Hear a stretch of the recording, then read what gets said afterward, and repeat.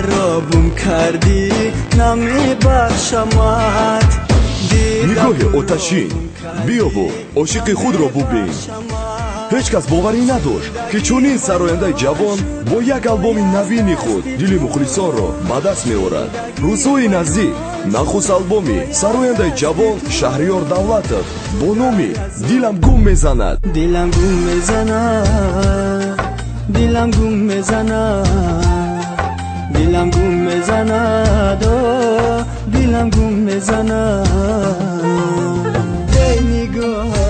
آلبوم سرشار از ترانه‌های عشق و محبت، درد جدایی، مهر و وفا و دیگر نوای درد دل حافظ را بیان می‌سازد. تو هستم، من خریدار تو هستم، با خدا یاری تو هستم، من خریدار تو هستم. ای بی وفا، ای ناسزا، عشقی مرا سوختی چرا. جدایی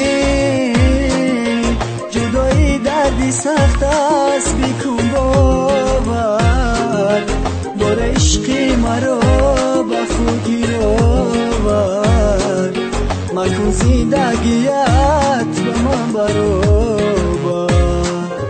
فیروزه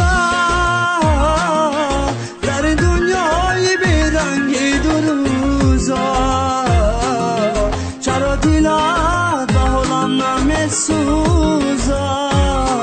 تلفن برای تماس 917 99 99 39. بخبر نمو. جانم فیروزه.